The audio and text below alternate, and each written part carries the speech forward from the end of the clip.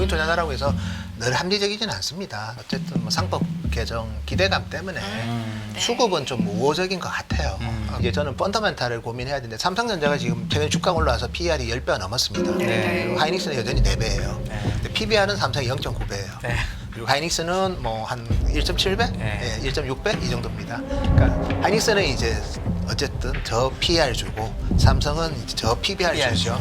너무 클라우드 사업자만 보지 말라는 게 제가 지금까지 했던 얘기고 젠슨항이 이번 실적 발표 때 했던 네. 얘기입니다. 이 얘기를 하면 이제 하이닉스 실적은 잘 나올 수밖에 없는 거죠. 그렇죠. 예. 일단 반도체주 본격적으로 이제 준비해 오신 이야기들 하기에 앞서서 예. 6월에 접어들었잖아요. 예. 하반기에 반도체주를 보시는 우리 시청자분들께서 예. 관전 포인트로 좀 주목했으면 좋겠다. 딱 두 가지만 뽑아주신다면 뭐가 있을까요? 뭐 저희가 봤을 때는 어쨌든 관세, 미국 관세에 대해서 어느 정도 레벨로 할지 그거 봐야 되고요.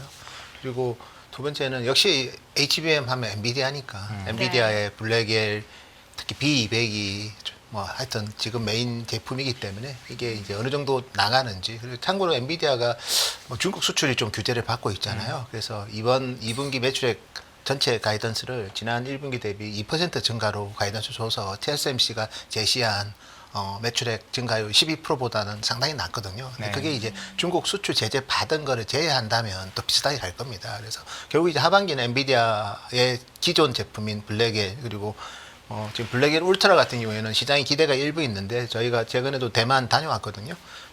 근데 대만 가서 체크한 바로는 블랙엘 울트라는 이제 내년 초부터 공급될 것 같아요. 그래서 이 두 부분이 제일 중요하죠. 사실 네. 엔비디아가 제일 중요하고요. 그다음에 미국 관세, 반도체에 네. 대한 관세 이 부분 중요할 것 같습니다.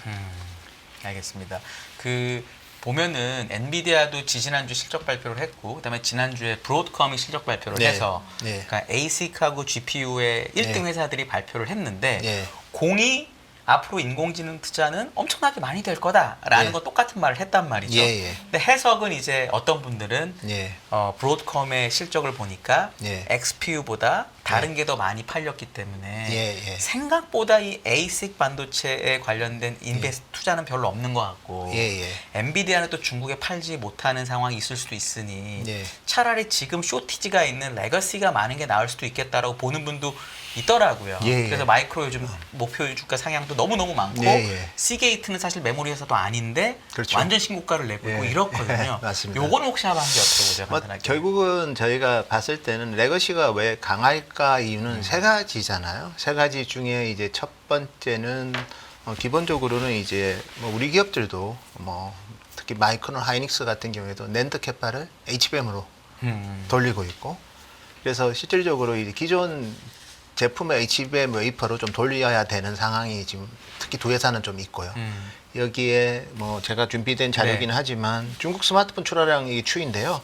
왼쪽은 이제 글로벌 스마트폰 출하량 추이고 오른쪽은 이제 중국입니다. 중국 보시면 1월 달에 빅점프를 했지 않습니까? 이게 보조금 받아서 그런 거거든요. 네. 이때 재고가 상당히 좀 클린해졌습니다. 그래서 이 부분이 있고 그다음에 이제 세 번째는 이제 미국의 이제 관세 부과 전에 어쨌든 풀인 수요도 같이 작용을 했는데 근데 이것만 가지고는 너무 많이 오르고 있잖아요. 네. 이 정도 가지고 그래서 결국은 이제 우리 기업들이 특히 하이닉스 같은 경우는 프리미엄 제품 위주로 당연히 해야 되기 때문에 사실 뭐 PC DDR5도 막 달라는 고객들도 많은데 뭐 그거 다 대응하기 힘든 게 HBM 만들어야 되거든요. 그래서 하물며 이제 PC DDR4도 그런데 DDR5도 그런데 DDR4 같은 경우는 아예 안 만들잖아요. 그쵸, 이제. 지금. 그러다 보니까 이 가격이 급등을 하고 있습니다. 대표적으로 제가 준비된 차트가 있는데요.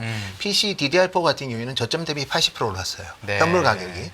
그리고 DDR5도 지금 계속 오르고 있거든요. 근데 이거는 사실은 PC 비중이 크진 않아요. 빅 기준으로는 뭐 저희가 봤을 때 올해 한 10% 초반이고 현물 가격도 거기서 한 20%이기 때문에 정말 작지만 이게 상징성이 큽니다. 그래서 이거 빨리 재고를 축적해서 비쌀 때 팔아야 되겠다는 그런 유통상들도 많이 생기고 모듈 하우스들도 많이 생기기 때문에 그래서 이런 식으로 PC 쪽도 그렇고 두 번째는 모바일도 보시면 저 서버부터 말씀드릴게요. 서버 네네. 같은 경우에는 DDR4 가격이 훨씬 더 많이 올랐죠.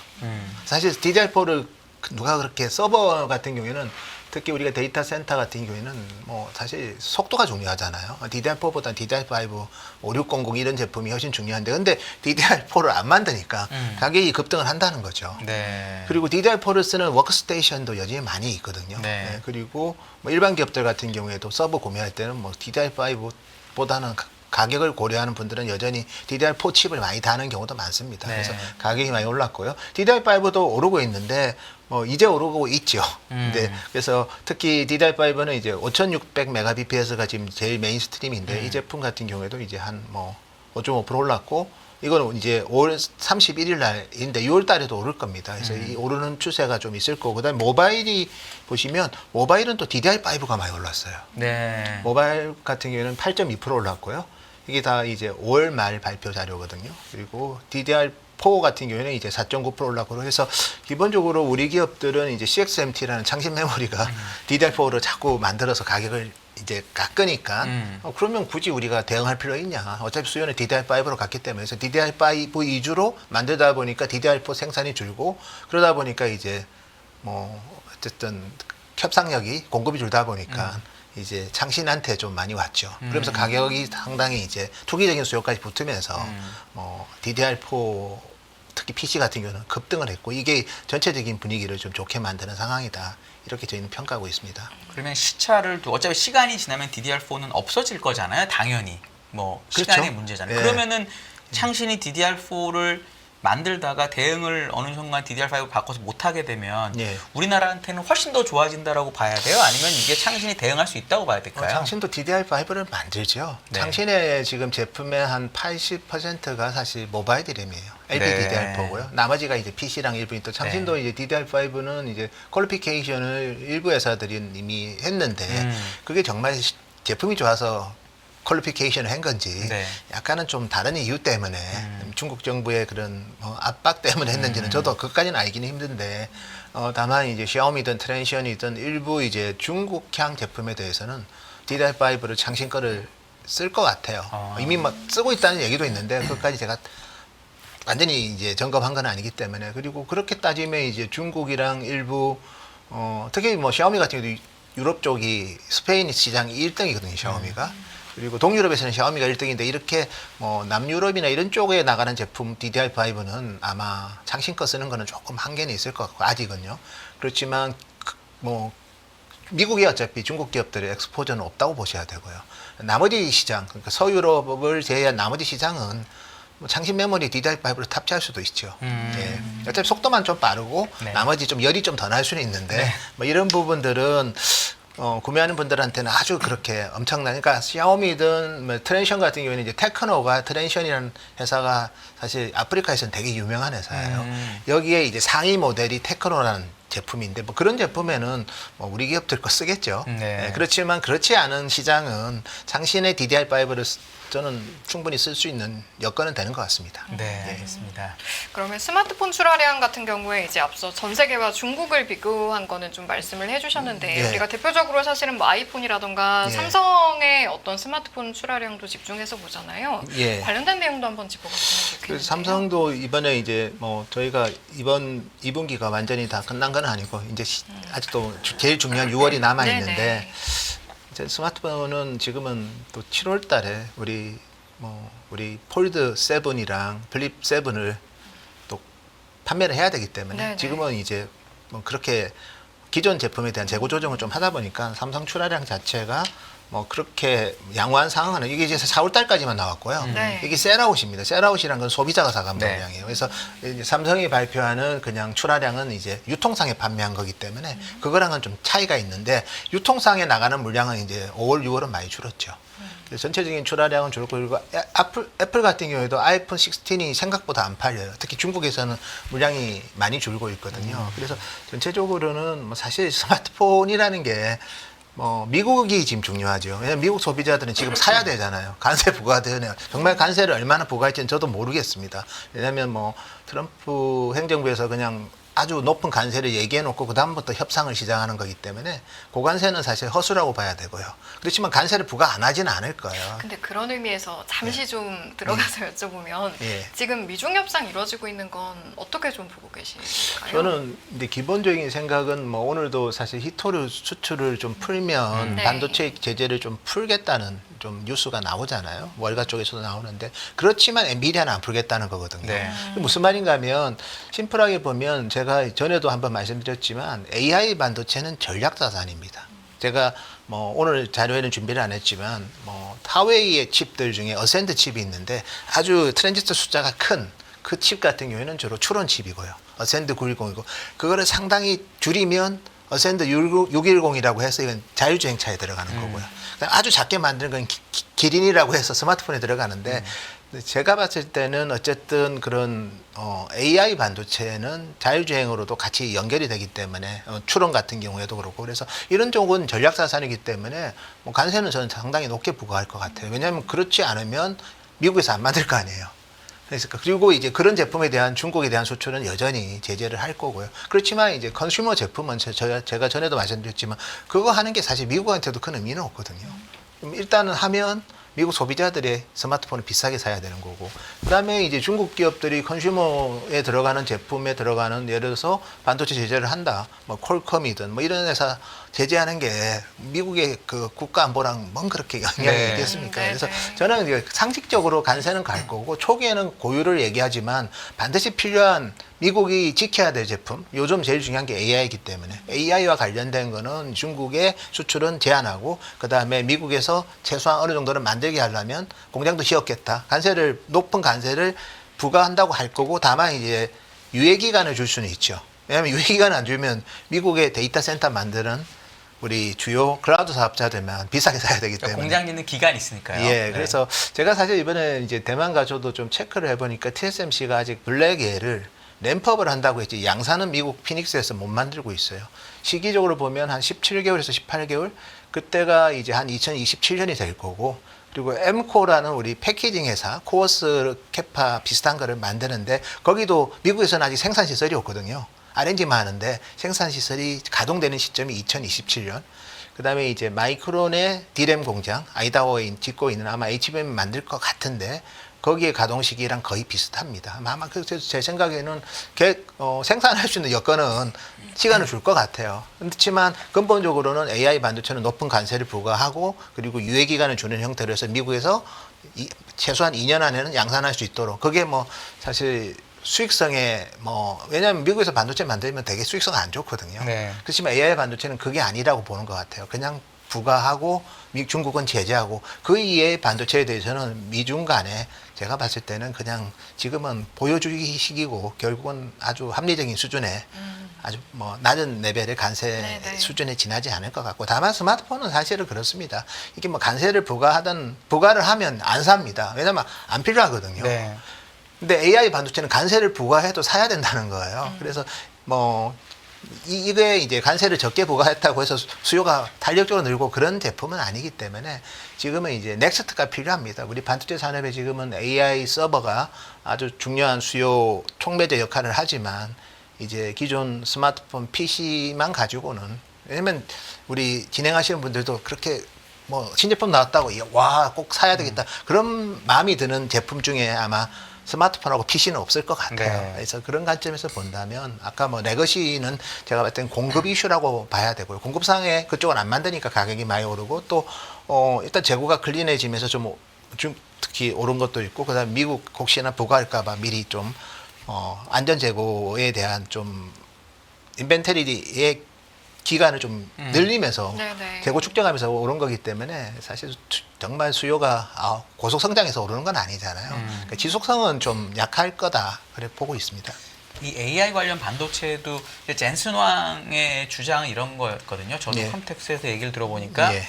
왜 이거를 수출을 안 하게 하냐. 차라리 수출을 하고 그렇죠. 우리의 시스템을 약간 생태계처럼 만들어가지고 그냥 우리 걸 갖다 쓰는 방법으로 하는 게 미국의 국익에 도움이 되지 않냐는 식으로 얘기를 했었는데 예. 이제 그게 마이크로소프트하고 구글의 차이인 것 같은데 예. 마이크로소프트의 시스템은 완전히 중국이 쓰고 있고 그래서 그 예. OS에 대한 건 아예 개발할 생각을 안 하는데 구글이나 아마존 같은 거는 뭐 이런 식으로 뭐 바이두나 네. 뭐 알리바바를 만들어 가지고 중국이 대체했잖아요. 네, 그렇죠. 그러니까 어떤 모델을 쓸 거냐는 사실 결정하는 건데 AI 반도체를 팔게 해준다고 해서 그걸 보고 중국이 개발할 거냐, 예. 아니면 중국이 갖다 쓰면서 그냥 마이크로소프트 OS처럼 그냥 받아들일 거냐의 사실 싸움 같기도 한데 센터장님 이거는 개인적으로 어떤 게 맞다고 보세요? 그냥 개인적인 의견. 네, 뭐 그때 우리 젠슨왕은 그런 얘기를 많이 하죠. 결국 이렇게 막아봤자 하웨이가 경쟁력이 커져서 어센트 칩을 쓸 거고, 그리고 결과적으로는 이제 뭐 중국이 더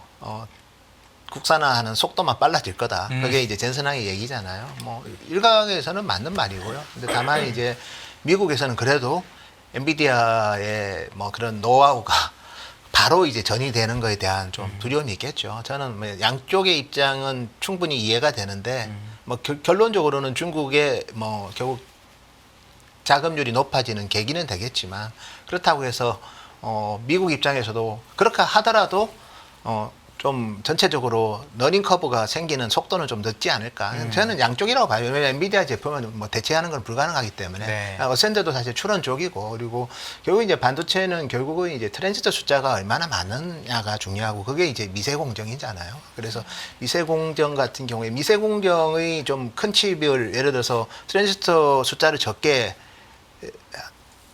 미세화가 되면 트랜지스터 숫자가 많아지는데, 그게 안 되면 칩넷으로 막 붙이면 돼요. 네. 사실 그럼 칩이 엄청 커지기 때문에 전력 소모가 많이 좀 발생하거든요. 제가 오늘 어렵게 설명하지 말라고 했는데 최대한 쉽게 맞는 말씀이에요. 예, 그래서 결국은 그렇게 해서 비효율성을 계속 유지시키려고 하는 게 이제 미국 정부의 스탠스고, 또 엔비디아 젠슨왕이 어차피 뭐 본인도 많이 팔고 싶고 더 좋은 실적을 내고 싶으니 이제 누가 생각하더라도 사실 뭐 우리가 막다른 골목에 몰리면 지도 고양이를 물잖아요. 그럼요. 중국이 지금 그런 상황이거든요. 뭐 이거 봐라. 근데 그 조그만 예를 가지고 이제 중국의 속도가 결국 더 중국이 자국화 된다는 것도 일부 맞지만, 이렇게 했기 때문에 또 빨리 복제하는 스피드가 줄어든 것도 분명합니다. 저는 오히려 미국 정부의 스탠스가 좀 더 맞는 것 같아요. 근데 그게 바뀔 가능성 없는 거네요. 예. 그러니까. 네, 알겠습니다. 미세공정 이제 말씀하시니까 저는 가지고 오신 자료 중에 또 미세공정별 매출액 추이라든지 그런 부분들을 준비하신 게 있어요. 예. 미세공정별 매출액 추이를 자료를 가져오셨던데. 이거 제가 좀 준비된 자료 좀 몇 가지 좀 말씀드릴게요. 먼저 이제 파운드리 업체별 오늘도 뉴스화에 나와서, 이거는 사실 우리 언론에서는 뭐 삼성의 점유율이 많이 떨어졌다. 뭐 그건 알고 있잖아요. 가동률이 낮으니까. 근데 TSMC도 지난 1분기 매출액이 좀 줄었고요. 5% 줄었고, 근데 제가 이제 눈여겨보는 건 SMIC하고 삼성하고 이제 매출액 차이가 많이 좁혀졌어요. 아마 이 부분은 앞으로도 좀 좁혀질 것 같습니다. 삼성이 티어1 미국 고객을 확보해서 매출이 나오지 않는 이상은 이 갭은 계속해서 줄어들 것 같고요. 그리고 중요한 건 그럼에도 불구하고 저희가 SMIC는 아직까지는 이제 뭐 7나노 위주로 하고 있고, 미세화가 5나노는 아직은 아닌 것 같은데, 다만 이제 이건 TSMC가 이제 거의 시장을 뭐 독점하고 있는 3나노, 2나노를 보면 웨이퍼 ASP가 엄청 비쌉니다. 그래서 대표적으로 2나노는 지금 이제 램프업하고 이제 연말 정도에 테이프아웃 하는 회사들이 좀 많아질 것 같고, 그리고 2나노를 적용한 칩들이 이제 일부 이제 모바일 AP를 중심으로, 모바일 시스템온 칩을 중심으로 좀 적용이 될 거고, 근데 어쨌든 보면 웨이퍼 가격이 25,000불이 넘어요. 엄청 비싼 거거든요. 그 다음에 이제 3나노 같은 경우에도 이제 한 18,000불 되고, 그래서 너무 비싸기 때문에 결국 이제 삼성 파운드리한테는 이제 이 부분이 계속 우리한테는 이제 좀, 삼성이 그래도 다변화를 시킬 수 있는 거는 TSMC가 너무 비싸게 받고 있는 독점에 어떻게 보면 그 협상력에 대해서 좀 뭔가 다변화시키고 싶은 고객의 요구는 있는 거죠. 근데 다만 이제 그거가 구현되려면 좀 더 많은 조건이 필요한 것 같고, 삼성이 잘한 게 중요할 것 같고요.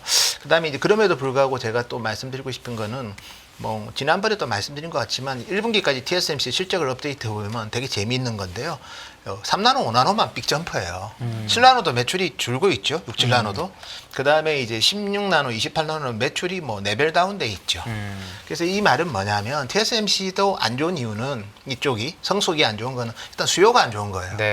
두 번째는 중국이 이제 이쪽 성숙 공정에서 점유율이 많이 올라간다는 거죠. 중국 파운드리 회사가 지금 12개입니다. 근데 계속 생기고 있어요. 그리고 이제 미국에서 히트를 받는 것 때문에 중국에 대한 반도체 장비 수출 제재를 풀면 더 생기겠죠. 그렇죠. 그래서 이런 부분들은 좀 그리고 중국도 이제 범용 디램에 대해서 뭐 창신 메모리 이외에 또 준비하는 기업들도 일부 있고 또 HBM 같은 경우에는 뭐 하웨이가 주도해서 만든다고 뭐 그런 기사는 이제 많이 나오잖아요. 저희가 전에는 방송에 나와서 그런 얘기할 때는 설마 하는 분들 네. 많았는데 이제는 진짜 많이 생겼어요. 네네. 그래서 실질적으로 이제 뭐 미국 기업 입장에서는 장비 회사들은 장비 팔고 싶은 거고 미국의 소재 회사가 반도체는 강하지는 않잖아요. 그렇죠. 예, 그래서 장비 회사들은 장비 팔고 그래서 이걸 보면 결국은 이제 선단 아주 원한후 이하만 뭐 미국에서는 이제 이쪽이 주로 AI 반도체는 트랜지스터 숫자가 많아져야 되는데 그러면 계속해서 트랜지스터 숫자를 늘리려면 칩넷으로 이제 우리가 칩을 여러 개를 붙이는 방법과 네. 근데 거기다 더 파워풀한 거는 근데 붙이는 각각의 칩의 트랜지스터 숫자가 많아지면 돼요. 그래서 그게 이제 대표적으로 우리가 이제 루빈 울트라가 이제 렉티클이 4개 들어가거든요. 그리고 HBM이 1테라가 들어가고 네. 이제 결국 미세화 패턴과 그다음에 칩넷이 어드밴스 패키징이 결합해서 막강한 칩이 나오는데 중국은 그게 나오기 힘들죠. 미세화는 AS의 EUV 장비로 막혀 있기 네. 때문에 칩넷은 중국도 잘합니다. 예를 들어서 하웨이 같은 경우에도 자율주행 칩인 뭐 어센드 610 같은 경우에는 어센드 610 칩 2개를 붙였어요. 그래서 탑스가 한 600 탑스 그렇게 나오거든요. 탑스가 뭔지 설명해 주시면 뭐 좋을 것 테라 같아요. 오퍼레이션 조 단위에 네. 예, 그러니까 우리가 테라 오퍼레이션 퍼 세컨드입니다. 초당 이제 조 단위의 처리 능력을 갖고 네. 있는 그러니까 계산 속도라고 보시면 그렇죠. 되는 거죠. 심플하게. 그래서 뭐 우리 하웨이의 자율주행 칩에 대해서 워낙 요즘 시장에서 관심이 많아서 저희가 뭐 당연히 SMIC에서 그거를 만들고 있고 근데 그 제품이 이제 600 탑스 나오면 되게 빠른 거거든요. 그래서 그렇게 해서 이제 중국의 뭐 BYD든 뭐 일부 그레이트월이든 그리고 하웨이 자체 아이토든 이런 칩들이 들어가는데 그래서 뭐 그런 거는 칩넷으로 하는 거는 막을 방법은 없어요. 다만 트랜지스터 숫자가 미세화 패턴을 EUV 노광 장비를 막아버리면 이제 그런 면에서는 한계가 있기 때문에 그래서 저는 뭐 그런 제재는 계속 갈 거고 그래서 그 중심이 그러니까 이 숫자를 보면 이게 결국 이제 미국은 AI 반도체에 대해서는 반드시 메이드 인 아메리카를 병행하면서 그거를 이제 장려하고 촉진하려면 첫 번째는 이제 미국의 공장 짓게 하고 그 다음에 이제 관세를 높게 해가지고 이제 램프업 속도를 높이는 그 패턴은 저는 당연히 아마 제일 강조할 거고 그렇지 않은 제품에 대해서는 그냥 한마디로 말해서 협상하기 위한 그냥 노이즈라고 봐요. 협상하기 위해서 이렇게 높게 했다가 서로 풀어주고 양보했다 하면서 가고 그래서 저는 컨슈머 제품에 대해서는 너무 걱정할 필요는 없는데 다만 컨슈머 제품이 그닥 수요가 좋지는 않다는 네. 거죠. 일시적인 이유 때문에 지금 가격은 오르지만 교체 주기가 길어지고 그다음에 우리가 알지만 리퍼폰 시장이 워낙 크잖아요. 네. 요즘 정품으로 안 사는 사람들도 많습니다. 그런가요? 아니, 저는 더 다 많은 분들은 저는 실내품을 다 사지만 참고로 네. 저는 무조건 새 거긴 새 거지만 네. 재고를 삽니다. 예를 들어 이건 아. 아이폰 SE2라고 몇 년 전 거고 뭐 이런 네, 식으로 네, 저는 사는 네. 사람이라서 그런 사람도 많습니다. 저도 그때 나온 걸 사진 않고 좀 그 전 버전, 약간 전전 저는 버전. 3, 4전 버전을 삽니다. 예, 뭐 아무튼 요즘 우리 그렇습니다. 뭐 TV 같은 경우에도 75인치, 85인치도 약간 좀 전상단 버전 네. 거의 사람 육안으로 표가 그렇죠. 안 나는데 네, 네. 그런 거 사는 사람들이 많아요. 전시용으로 된 거. 네. 맞아요. 그리고 스마트폰도 사실은 리퍼 사는 사람 엄청 많거든요. 연간 수요가 원래 2억 대인데 이게 좀 더 올라간 것 같아요. 네, 네. 그래서 결국은 이제 신제품 사는 사람이 적기 때문에 근본적으로 여기에서 이제 엄청나게 우리가 턴어라운드가 나오고 여기서 뭐 고속 성장이 나오는 거는 솔직히 이건 합리적인 기대는 아닌 것 같아요. 근데 초과 성장은 AI가 이끌지만 특정 기업들만 수혜를 지금 받는 단계인데 네. 이게 이제 저변이 확대되고 그 다음에 이제 이거 이외에 넥스트가 뭔가 그게 이제 중요한데 그래서 제가 한 자료 하나 준비한 게 있는데요. 네. 그 TSMC의 자료입니다. TSMC가 이제 올해 상반기에 이제 미국 고객들한테 발표한 기술 심포지엄 자료인데 이 자료를 보면 2030년에는 이제 AI와 관련된 반도체가 전체 반도체 2030년에 반도체 수요를 1 트릴리언 달러로 보고 있고요. 그 중에서 45%가 AI 쪽이고요. 그러니까 네. 데이터 센터, AI 데이터 센터 쪽이고 스마트폰 얼마 안 돼요. 그러네요. 예, 그다음 생각보다. 오토가 네. 엄청 커요. 15%를 계산하면 1,500억 불이잖아요. 네. 작년에 자동차 반도체 시장이 700억 불이었거든요. 그러니까 2배 이상 성장한다고 본 거죠. 2024년보다 2030년에 자동차 반도체. 근데 TSMC가 사실 이거 전문적으로 보는 회사는 아닌데 미래까지 얘기하는 거는 모든 좋은 거는 자기한테 다 만들어 달라고 하기 때문에 네. 아마 대충 그래도 뭐 얘기가 됐으니까 얘기를 하겠죠. 아, 그렇죠. 네. 협상 왜냐면 이게 언제 테이프아웃하고 그렇죠. 그다음에 언제 양산하고 이런 거를 다 고객이랑 얘기했으니까 이 숫자가 나온 거고 그다음에 저는 이번 자료에서 되게 재밌었던 게 노버택시하고 휴머노이드 로봇까지 처음으로 들어있더라고요. 원래 그 전에는 없었어요. 이런 거는 주로 여기까지 있죠. 그렇지. 네. 그렇지. PC, 스마트폰, 서버 이렇게 그렇지. 주로 하는데 지금은 흥미롭네요. 네. 제가 봤을 때 휴머노이드 로봇과 노버택시가 있는 거 보고 야, 뭐 우리가 많은 사람들이 참 미래에 대한 반도체에 대한 수요를 걱정하는데 뭐 이런 쪽에서 사실 정말 뭐 완전히 완벽한 제품은 아니지만 그래도 수요가 형성된다면 뭐 이런 제품에는 또 우리 컨슈머 반도체들이 많이 들어가잖아요. 소비자 제품이기 때문에 그런 쪽에는 특히 뭐 이렇게 이동하는 제품들은 일단 저저력이 기본적으로 보장이 돼야 되고 두 번째 좀 안전해야 될 거 아닙니까? 그렇죠. 그래서 한국 기업들이 저는 충분히 기회를 또 잡을 수 있다고 보고 있습니다. 네. 그럼 우리가 가늠을 하지 못했는데 이제 이번에 예. 새롭게 추가된 뭐 휴머노이드 로봇이라든지 이런 예. 것들은 실질적으로 어떤 반도체 종류가 들어가고 어떤 부품이 들어가고 이런 것도 좀 가늠해 보면 좋을 것 예, 같아요. 제가 사실 요즘은 좀 같이 저희 리서치 센터 애널리스트들이랑 협업을 많이 하는 분야가 이 부분이고요. 뭐 사실 젠슨왕께서 또 피지컬 AI를 강조를 했고 그래서 제가 준비된 차트 하나 있는데요. 네. 이거는 이제 제 자료가 아니고 TSMC의 올 북미 심포지엄 자료입니다. 근데 TSMC가 사실 우리 파운드리 회사인데 이렇게 로봇에 휴머노이드 로봇 그냥 일반 로봇은 우리도 다 익숙하잖아요. 네. 배달 로봇이랑 뭐 산업용 로봇이 있는데 그렇죠. 휴머노이드 로봇 하면 왠지 좀 멀지 않아요? 옵티머스를 보는 거죠, 예, 유튜브로. 옵티머스, 네. 젠2, 뭐 젠3 그리고 우리 피겨 AI 이런 제품들을 볼 때는 이거 이제 당장 이제 상용화 되는 거 아니냐고 하지만 실제로 이제 최근에 뭐 저도 기사에서 봤지만 우리 옵티머스 휴머노이드 로봇 그 팀장이 이제 그만뒀다는 얘기도 있고 그런가요? 네, 못 그래서 봤습니다. 결국 이제 만만치는 않아요. 네. 왜냐하면 이게 그냥 움직이는 것까지는 좋은데 이 손 같은 경우에도 상당히 손에는 보시면 반도체는 주로 MCU가 들어갑니다. 네. MCU보다 더 중요한 게 액추에이터, 그 다음에 감속기라는 거 해서 액추에이터 움직이게 하는 거고 감속기는 예. 기어를 바꾸는 겁니다. 그렇죠. 네. 네, 그래서 이걸 종합적인 모듈로 하는 회사들도 네. 많죠. 우리나라 기업들도 일부 있긴 한데 네. 다만 이제 우리 세계적으로 손을 제일 잘 만드는 기업이 영국의 셋업 로봇인데요. 거기는 손 하나에 액추에이터 20개 들어가요. 자유도라는 건 손의 움직임의 자유도인데 네.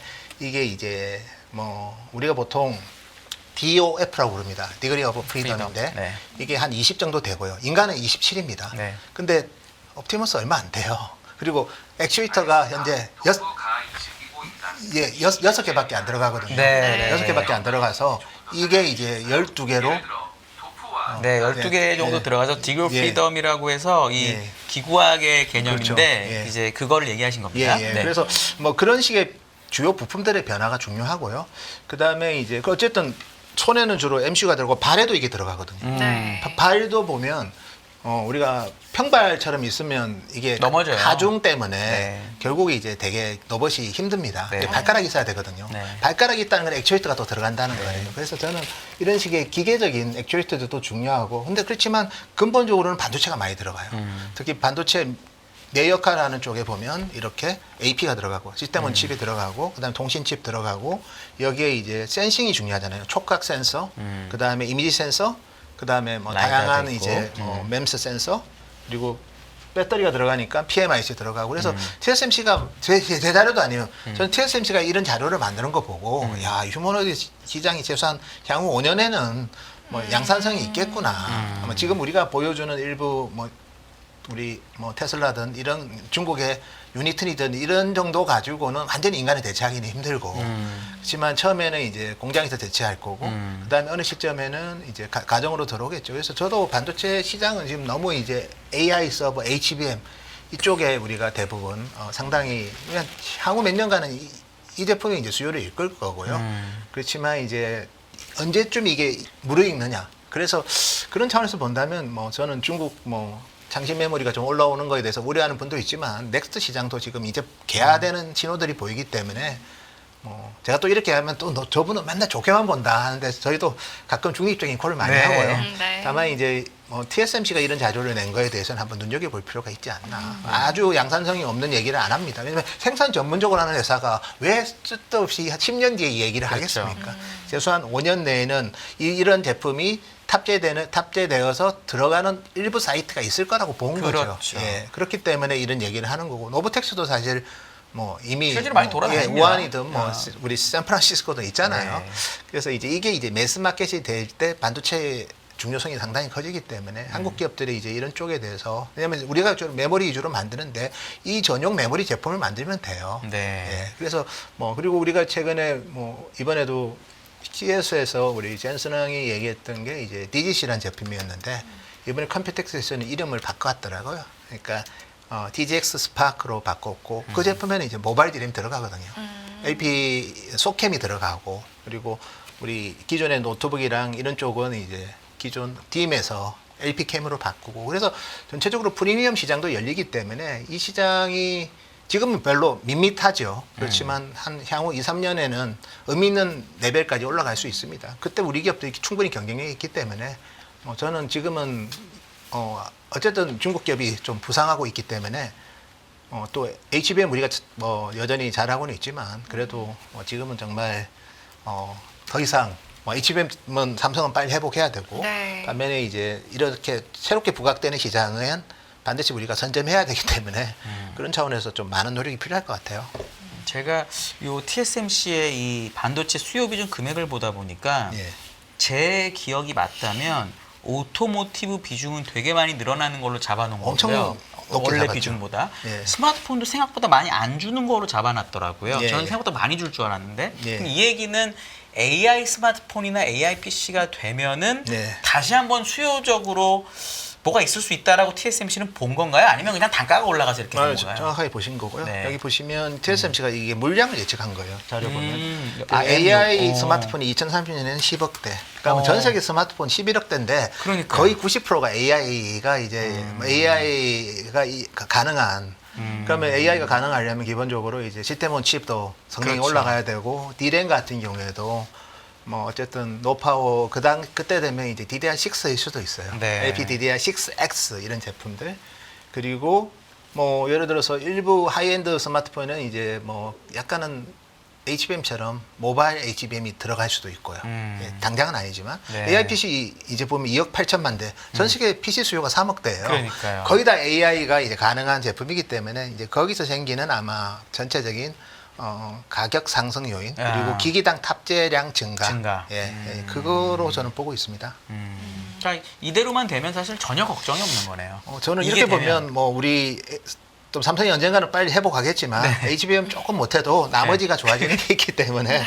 그리고 뭐 어차피 뭐 3개 기업이 거의 시장을 가점하고 있겠고 또 중국산 장신 메모리의 제품은 뭐 중국 기업 스마트폰이야 많이 쓰겠지만 물론 이 10억대에는 상당 기기는 다 중국 기업들이 만들겠지만 그래도 전체적으로 이제 우리 기업들이 만드는 제품에 대한 또 애플 같은 경우는 또 디램을 중국산 쓰긴 좀 그럴 겁니다. 네, 그렇겠죠. 예, 그래서 네. 그런 차원에서 본다면 저는 우리 그냥 레거시 지금 가격 오는 것보다 넥스트 AI가 정말 이제 소비자 제품으로 펼쳐지고 그리고 이렇게 새로운 또 제품들이 들어오지 않습니까? 사실 TSMC는 AI XR 기기도 엄청 좋게 보고 있어요. 5천만 개 이상 보고 있고 거기에 들어가는 반도체도 제가 오늘 자료는 준비를 안 했는데 혹시 뭐 그 자료 궁금하시면 제가 이제 5월 말에 이제 컴퓨터 다녀와서 쓴 내용에는 이제 AR 기기에는 얼마나 다양한 네. 반도체가 들어가는지 TSMC가 이제 좀 설명해 놓은 자료가 있는데 그 자료 참조하시면 도움이 될 것 같습니다. 네. 알겠습니다. 여기 그 소버린 AI 얘기도 해주셨는데 요것도 사실은 중간에 예. 그 사우디에서 이걸 산다고 하면서 반도체 분위기가 살짝 바뀌었던 예. 것도 있거든요. 예. 이게 진짜 얼마나 큰 건지 좀 설명을 해주시죠. 예, 그래서 제가 이제 이 얘기를 드리면 먼저 전 세계 클라우드 서비스 프로바이더의 데이터 센터 캐펙스를 보면 이건 뭐 트렌드 포스 자료입니다. 뭐 이게 사실 이 중국 기업들까지 저희가 정확하게 제가 좀 구분하기 힘들어서 이제 이 회사 자료를 참조했고요. 근데 올해 성장률은 둔화되죠. 작년까지 50% 성장이었는데 올해는 성장률이 둔화되는 거 가지고 좀 걱정하는 시각들도 있었고 사실 그걸 우려하는 뭐 구글이든 마이크로소프트든 데이터 센터 임대를 뭐 취소했다 뭐 그런 소문이 많았는데 저는 걱정하지 말라고 계속 얘기했고 그리고 이제 결국 이번에 엔비디아 실적 발표할 때 소버린 AI를 엄청 강조하셨어요. 그러니까요. 그래서 그 중에 저는 한 3가지를 봅니다. 소버린 AI 말고도 3가지가 있다. 첫 번째가 이제 일단 소버린 AI 중에서 휴메인이라고 해서 사우디아라비아 빈 살만이 지분 갖고 있는 쪽에서 이제 엔비디아랑 그다음에 뭐 여기는 보면 또 그락의 칩을 씁니다. 그락이라고 추론칩 만드는 회사 거를 쓰고 그다음에 이제 스타게이트가 이게 지금 텍사스에 짓고 있는 현장 사이트예요. 그리고 스타게이트 같은 경우에는 이제 소프트뱅크에서 펀딩에 성공을 했습니다. 네. 1차 펀딩 성공해서 이제 그 우리 그레이스 블랙에를 살 겁니다. 그레이스 블랙의 칩을 올해 한 40만 개 구매할 거고요. 40만 개면 그레이스이기 때문에 블랙엘이 2개 있기 때문에 80만 개거든요. 네. 그 정도면 그 마이크로소프트 올해 수요예요. 그래서 이게 있는데 이게 미국만 그런 거고요. 이제 아랍에미레이트도 스타게이트 UAE가 이번에 트럼프 대통령 저기 중동 순방 때 네. 계약을 했습니다. 그래서 그 부분은 이제 UAE에서 공격적으로 할 거고 그다음에 이 휴메인 같은 경우에는 그레이스 블랙의 울트라입니다. 그러니까 올해 수요는 없다고 봐야 돼요. 이건 내년이라고 했습니까? 내년입니다. 네. 저는 뭐 일각에서 올해라고 하는 분도 있는데 필드에서 체크해 보면 공급은 내년일 거다. 그냥 뭐 이래저래 해서 좀 이렇게 네. 분위기 조성은 오래되지만 그래서 뭐 그쪽이 내년이 있고 그리고 이제 스타게이트가 내년에도 또 있거든요. 스타게이트가 올해는 텍사스고 내년에 이제 펜실베니아고요. 그 다음에 이제 오리곤이고 마지막 해가 위스콘신이거든요. 그리고 일본은 뭐 제가 말 안 해도 잘 알지만 크리스탈 AI가 있고 그 다음에 GPU 에즈 서비스하는 이게 이제 코이브라는 미국 기업. 그다음에 코이브. 남다랩스. 그래서 이 세 가지는 아마 시장에서 엄청나게 체크를 안 하고 있을 거예요. 네. 스타게이트는 이제 시작하니까 걔들 말을 어떻게 다 믿어? 그렇죠. 그다음에 소버린 AI는 어차피 비상장에 정부가 투자하는 건데 어떻게 내가 알아? 그렇죠. 숫자를 어떻게 그 GPU를 얼마 살지를 계산하는 사람이 아무도 없어요. 그 뉴스로 대충 때리는 거죠. 예. 사실은. 예. 그리고 이제 GPU 에즈 서비스는 이제 시작이 그렇죠. 커지는 거라서 이게 결국 GPU 에즈 서비스는 이제 일반적인 우리 클라우드 서비스인 뭐 사스든 그다음에 이아스든 파스랑은 좀 다르게 GPU 리소스를 돈 없는 일반 기업한테 빌려주는 거죠. 근데 이 시장도 상당히 붐업이 되고 있기 때문에 이 세 가지는 아마 여기에는 당연히 클라우드만 있지만 아마 여기 수요에 아까 제가 스타게이트만 마이크로소프트 수요라고 했지 않습니까? 네. 그래서 한 30%그 이상도 될 수도 있고요. 그리고 이게 이제 내년에는 좀 더 올라갈 수 있기 때문에 우리나라 정부도 사실 이번에 우리가 AI 투자 한 100조 한다고 많이 한다고 했죠. 하는데 이제 AI GPU를 가면 몇 개 사느냐. 우리나라가 뭐 작년 기준으로 좀 통계가 좀 틀리긴 합니다. 뭐 2,000개다 3,000개다 하는데 저도 그 직접 조사해 보진 않았는데 네. 언론에 나온 거를 참고하면 근데 올해는 뭐 10만 개 사겠다는 계획도 있고요.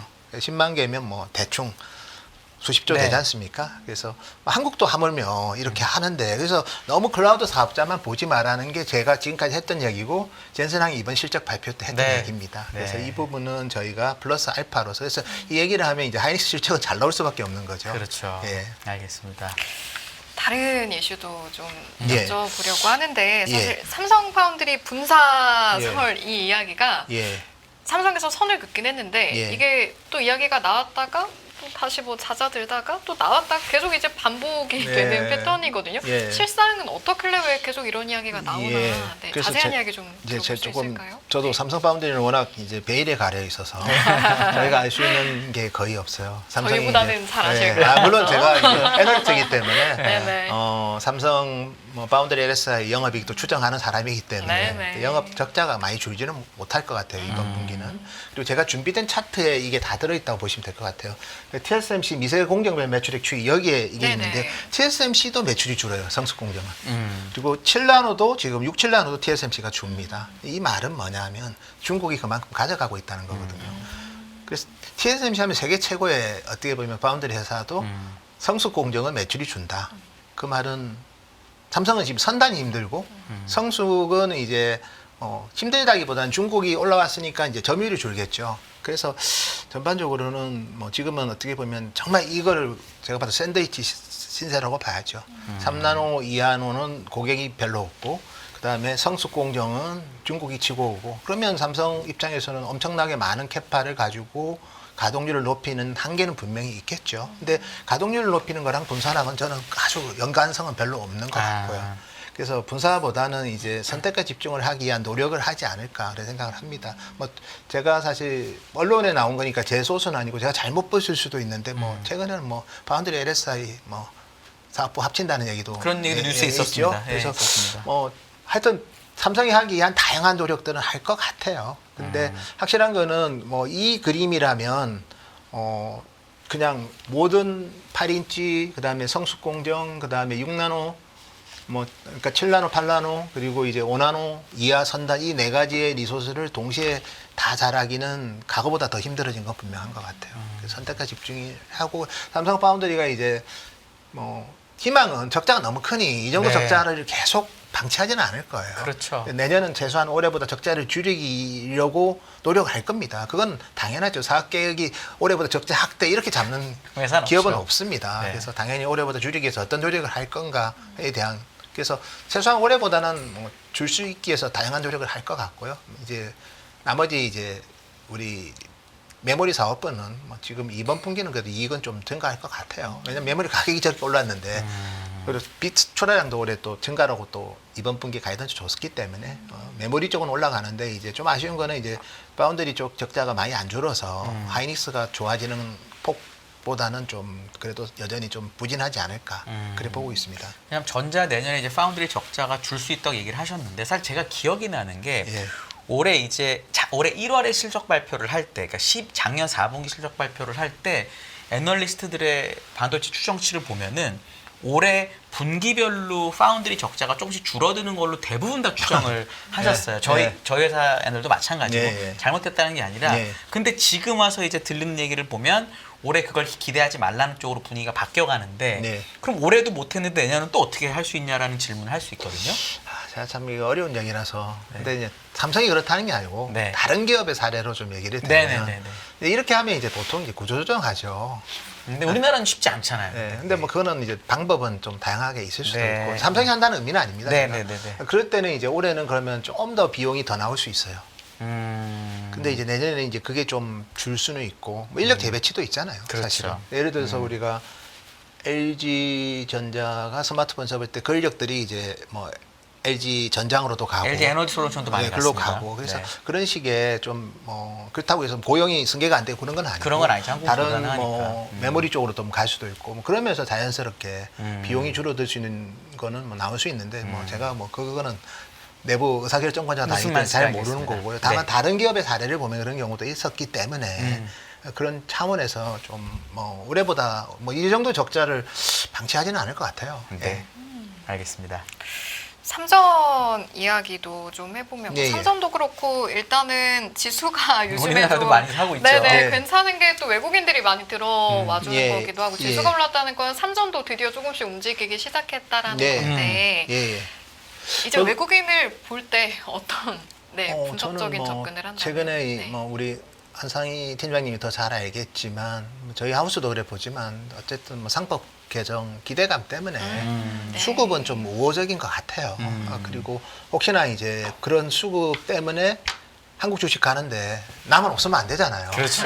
그런 식의 심리도 좀 같이 작용을 해서 뭐 외국인 투자자라고 해서 늘 합리적이지는 않습니다. 되게 센티에 민감한 경우도 있고 그리고 당연히 이머징 마켓에서 한국을 놓쳤을 때 언더퍼폼 할 수 있거든요. 그렇죠. 그래서 그런 쪽에 대한 니즈도 있어서 그럼 한국 사면 당연히 시총 큰 거 사니까 삼성전자 주가에는 긍정적일 것 같아요. 이런 수급적인 변화가.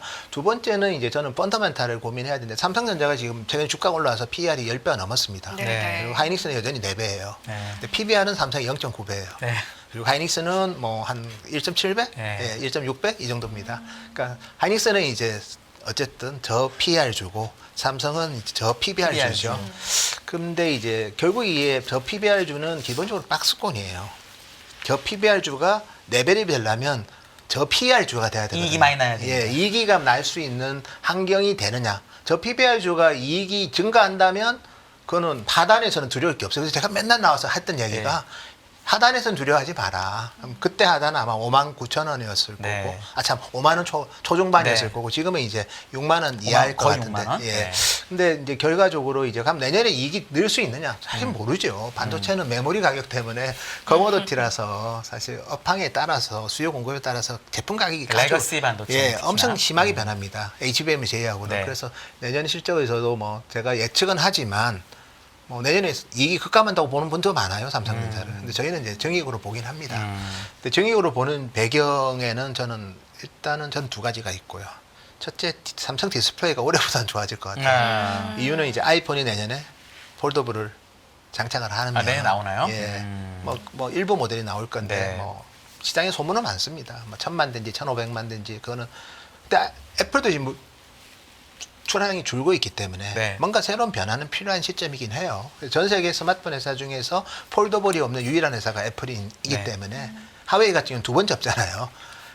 그래서 제가 봤을 때는 이제 애플이 폴더블을 한다면 LGD한테 맡기기에는 경험이 없잖아요. 그렇죠. 그래서 아마 삼성 폴더블을 많이 만들어 본 삼성 디스플레이한테 맡길 확률이 높다. 뭐 높은 게 아니고 거의 뭐 대부분 그렇게 예상하고 있어서 네. 삼성 디스플레이가 좀 좋아질 것 같고요, 올해보다. 그다음에 이제 파운드리 아까 말씀드렸지만 이 정도 적자를 계속 용인하지는 않을 것 같아요. 그러면 그 두 가지만 가지고도 올해보다 좋아질 수는 있다. 그다음에 HBM은 제가 봤을 때 이제 뭐 솔직히 올해보다는 좋아지겠죠. 예. 그 정도. 그다음에 이제 범용 디램 레거시가 올해보다 나빠지냐. 글쎄요. 그건 나빠질 수는 있는데 나빠지는 폭은 그리 크지는 않을 것 같아요. 네. 예. 그렇게 본다면 올해보다 이익은 뭐 가파르게 좋아지는 건 아니지만 그래도 증가할 수 있는 가시성은 좀 있을 것 같고 가파르게 좋아지려면 이제 HBM이 잘 돼야죠. 그럼요. 예. 근데 그거는 제가 아직 확신하기에는 좀 한계는 있는데 다만 이제 조금 좋은 소식들이 조금씩은 들립니다. 뭐 물론 삼성도 보수적인 회사인데 최근에 좀 약간은 뭐 시장하고 약속을 좀 못 지켰잖아요. 그렇죠. 그렇기 때문에 지금은 더 신중하게 얘기를 하는 것 같아요. 약속을 안 하더라고요. 예, 더 신중하게 얘기하고 우리 힘들다고 얘기하는데 실제로 그게 힘들 수도 있지만 생각보다 좋아도 이제 힘들다고 얘기할 수도 있기 때문에 그래서 최근에 이제 수율이 좀 좋아진다는 소문도 좀 있고 그래서 그건 저도 체크는 안 됩니다. 그래서 뭐 수율이 좋아지면 어차피 수요가 늘기 때문에 결국 이제 삼성이 지금보다는 좋아질 수 있는 누문이 있다. 그래서 하여튼 제일 좋아지려면 메모리 좋아지면 당연히 주가가 레벨업 되는 거고요. 그렇죠. 네. 근데 메모리가 올해랑 유사하더라도 파운드리랑 이제 삼성 디스플레이가 올해보다 좋아지는 게 보이면 뭐 다운사이드 위험은 거의 없다고 봅니다. 그러면 이제 수급 때문에 밸류에이션 멀티플이 올라갈 거 아니에요. 그것만큼 주가는 갈 수 있다고 봅니다. 이 엔비디아가 이제 중국 전용 칩, 저도 이제 엔비디아 실적을 보면서 느낀 게 이제 55억 불 원래 재고 예. 관련된 중국 손실을 하기로 했다가 43억 불만 잡긴 했거든요. 예. 이게 예. 긍정 회로를 돌리는 분은 아 중국에 이제 팔 게 생길 것 같으니까 예. 조금 덜 잡은 거다라고 보는 분도 사실 있거든요. 예. 중국 전용 칩이랑 우리나라에서 팔 수 있는 혹시 중국 건 좀 사양이 떨어지니까 예. 혹시 삼성전자가 거기다가 뭐 이런 건 어떻게 보세요? 좀 저는 너무 뭐 과한가요? 방송에서 그런 얘기하면 또 삼성분들한테 미안할 것 같아가지고. 아 그런가요? 아, 예. 안 미안한 정도로만 예. 해주시죠 그러면. 근데 네. 뭐 저도 제가 확인한 건 아니지만 어쨌든 H20에는 뭐 HBM3가 들어가잖아요. 네. 그 제품에는 뭐 삼성이라는 소문이 많잖아요. 네, 그래서 제가 여쭤봐요. 그러면 중국형 제품으로 하면 뭐 HBM3E가 뭐 엔비디아는 안 쓰더라도 그 메인 블랙엘이나 이런 데는 못 들어가더라도 근데 네. HBM3도 사실 하퍼 H200에는 들어가거든요. 네. 예를 들어서 뭐 약간 그런 형태로 HBM3 뭐 8단이든 12단이든 중국향에 대해서는 왜냐면 중국향 제품은 기본적으로는 뭐 HGX라고 하면서 어려우니까 DGX, HGX로 보면 약간 엔터프라이즈 쪽에 좀 가깝게 좀 아, 다운그레이드 그럼 트랜지스터 숫자가 적어요. 네. 트랜지스터 숫자가 적으면 그리고 뭐 NV 링크도 되게 적게 됩니다.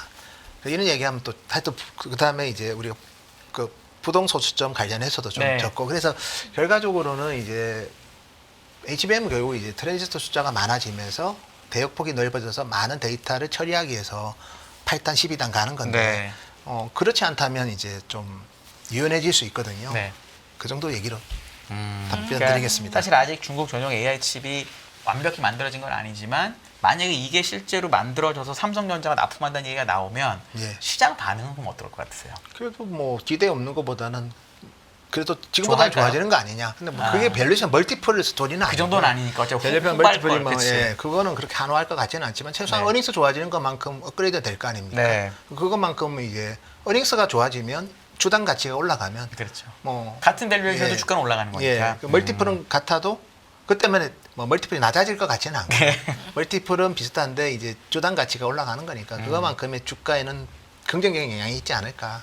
삼성원 이야기는 좀 하이닉스에 비해서 여러 번 거론이 되고 또 실적 전망을 어떻게 보시고 거기에 따른 이제 이유들까지 들어봤는데 하이닉스를 아주 많이 들어보진 못해서 하이닉스도 좀 실적 전망을 해볼까요? 예, 저는 뭐 탑픽이고요. 사실은 뭐 올해 저희는 한 뭐 최근에 이제 원화 가치가 강해서 제가 좀 실적 전망을 살짝 낮췄지만 그래도 한 39조대 아마 제가 전에 와서도 컨센서스 계속 올라간다고 했잖아요. 저희는 제가 이건 괜히 끼어드는 게 아니라 아, 네네. 컨센서스가 30조 언저리일 때 40조가 될 것 같다고 얘기하고 가셨어요. 네. 저는 그러고 나서- 정확히 기억해서 네, 회사에서 그럼- 물어봤습니다. 저희 담당자한테. 네, 예. 네. 그래서 계속 올라가고 있잖아요. 네.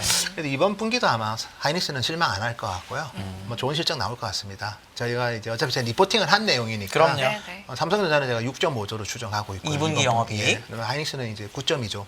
어. 그래서 뭐 빅점프 하는 거죠. 네. 그래서 이게 이제 계속 3분기, 4분기는 이제 블랙엘이 진짜 B200이 이제 나갑니다. 의미있게. 그래서 블랙엘이 나가면 좋은 게 일단 HBM이 이제 192GB거든요. 기존의 하퍼 H200은 원래 144야 되는데 네. 141입니다. 왜냐면 나머지 딴 데 쓰거든요. 아, 그렇군요. 예, 141이 192가 되는 이 효과가 거의 40%네요. 예, 3분기부터 본격적으로 나오고 우리가 하면 블랙엘 울트라는 내년 초예요. 그래서 뭐 우리가 루빈하고 그 블랙엘하고 HBM이 똑같은 288이라는 거 가지고 우려하는 시각이 있는데 288은 올해 아무 상관이 없는 칩이에요. 네. 내년이에요. 네. 그러면 288하고 192는 50% 느는 또 거잖아요. 50%. 그러니까 내년은 HBM 컨텐트 그로스가 상당히 크고요. 오히려 루빈이 이제 본격적으로 나온다고 가정하는 2027년은 이제 컨텐트는 똑같겠죠. 네. 그러니까 오히려 내년까지 실적은 좋을 거야. 우리 HBM 관련된 기업들은. 그다음에 2027년은 이제 엔비디아만 놓고 보면 좀 정체될 수는 있겠죠. 근데 기타 거래선들이 또 그 이상의 또 기타 거래선들도 이제 192, 288이 달거든요. 그래서 그런 차원에서 본다면 저는 뭐 27년은 좀 둔화될 수는 있을 것 같아요. 그렇다고 줄고 그러지는 않겠지만, 근데 26년까지는 괜찮습니다. 그 말은 뭐 주식시장이 또 27년까지 보기 너무 빠르잖아요. 지금. 지금 6월이니까요. 그래서 26년까지만 가시성이 있다면 반도체 주식 특히 메인 기업에 대해서 하이닉스에 대해서 저는 뭐 조정시마다 저는 계속 저희는 뭐 긍정적인 시각을 유지했고 지금도 똑같습니다. 최근에 주가가 올라오긴 했지만 여전히 저는 뭐 별로 불안하지 않은 주가 상승이다. 그래 보고 있습니다. 진짜 마지막으로 브로드컴에서 예. 2026년까지는 AI, SAM, TAM이 60% 그로스가 거의 확정적인 것처럼 얘기를 예, 예. 했거든요, CEO가. 예. 그러면 그런 ASIC 반도체가 예. 60% 늘어나는 게 맞으면 예. 그게 27년에 엔비디아가 별로여도 혹시 HBM이 잘 나가는 게 그럴 수 있습니다. 그런데 이제 ASIC엔 사람들의 고정관념이 예. HBM을 조금 쓴다고 전 잘 모르는데 그렇게 예. 얘기를 하니까 예. 그거 마지막으로 설명해 주시면 좋을 것 근데 같아요. 브로드컴과 관련된 우리 트레니엄 같은 포, AWS 트레니엄도 이제 뭐 192 쓰고요. 네. 그다음에 구글의 TPU 버전 7도 어쨌든 192 쓰고 그리고 이제 뭐 AMD 같은 경우에는 이제 288 쓰려는 제품들도 일부 있기 때문에 MI 시리즈 같은 경우에 그래서 뭐 기타 거래선들도 이제 당연히 더 써야죠. 근데 엔비디아는 이제 넥티크를 이제 4개를 달다 보니까 누빈 울트라만큼은 아니겠지만 최소한 뭐 블랙엘 울트라만큼은 이제 우리 커스텀 가속기 회사들도 쓸 것 쓸 같고요. 것 같다. 예. 그래서 사실 뭐 제가 이런 얘기하기보다 TSMC 얘기가 제일 중요하죠. AI 가속기 CAGR로 올해 2배 늘고 CAGR로 한 50% 늘 거다. 네. 2030년까지. 그 얘기에 이제 이게 들어있지 않습니까? 그래서 제가 얘기했지만 이 차트에 들어있지 않습니까? 네. AI 가속기가 500만 개인데 5천만 개다. 네. 아유, 10배 느는데. 네. 그래서 뭐 제가 봤을 때는 물론 이 얘기를 다 맹신하는 건 아니지만 어쨌든 본인이 받는 수주 플로우를 보니까 걱정하지 마라. 이 TSMC가 얘기해 준 거예요. 네. 너무 의심하지는 말자. 예. 네. 알겠습니다.